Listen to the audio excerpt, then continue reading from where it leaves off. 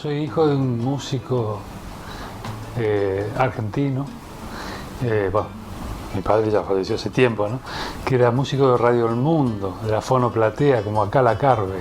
Claro. Estaba en el elenco estable como guitarrista y acompañaba a todos los cantantes de la época, ¿no? Bueno, estaba en el grupo ese estaba Grela, por ejemplo, de Lío, Casao, que era un uruguayo, Moreno, acá está justo la fotito de los cuatro. Y desde muy chiquito acá, siempre la música anduvo permanentemente y enseguida empecé a tocar bombo al principio, después un requinto, que es una guitarra más chiquita. Después un día alguien me regaló un charango, un primo, y quedé realmente sorprendido por el sonido. Y bueno, y ahí seguimos, no paramos nunca. Después fuimos a la universidad a estudiar música. Yo creo que el charango, sí. Las cuerdas americanas, ¿viste? Las cuerdas 4, el charango. Esas me resultan cómodos y lindos para tocar. He tocado piano también, pero hoy en día, ya después de muchos años, podemos decir que las cuerdas americanas, son estas que andan por acá, son por el medio por el cual me expreso, se identifica con una cultura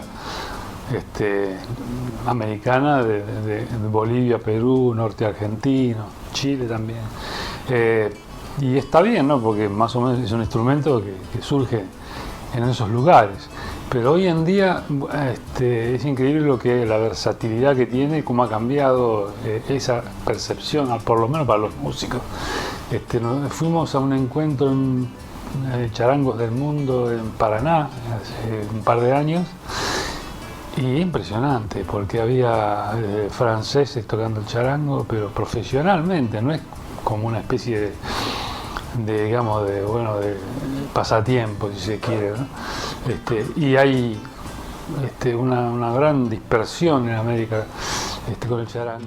Yo formaba parte de un grupo que ganó en Cosquín en el año 87 un premio muy importante, una revelación y consagración, un grupo que se llamó Maíz, y con ese grupo también acompañábamos a Sampaio cuando él todavía no había entrado al Uruguay, porque estamos hablando de la época que él estaba prohibido, pero muy cerquita ya a que volviera. Y ese grupo, al fin y al cabo, con el cual trabajamos 15, 20 años, fuimos a Europa, volvimos y conocimos todos los amigos de Sampaio, digamos, los músicos uruguayos, de otros lugares también, ¿no?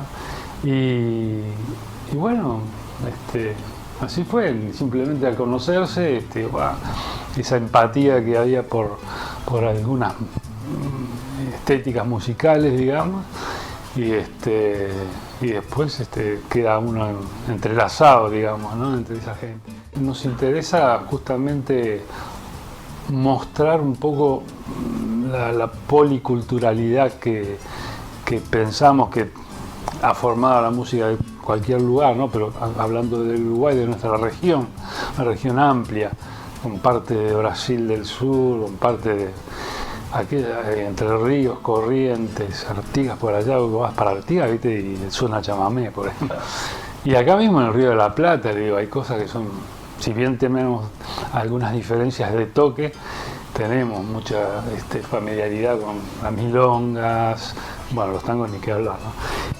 Y entonces, bueno, esa idea, nosotros fuimos un poquito más para allá, o sea, la abrimos un poquito en el sentido de que no solamente lo que habitualmente conocemos como influencias culturales que han formado nuestra música o nuestra identidad, sino que también hay por detrás grandes comunidades de música, hasta sirio-libaneses, te diría yo,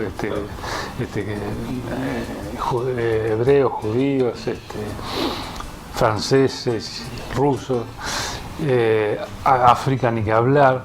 Y entonces nosotros lo que hacemos es, con esa idea y con esos instrumentos entremezclados, mostrar una música instrumental de raíz folclórica regional, ¿no? O sea, tocamos un gato, ponele, de Juan Falú, pero con instrumentos que capaz que no es lo más común.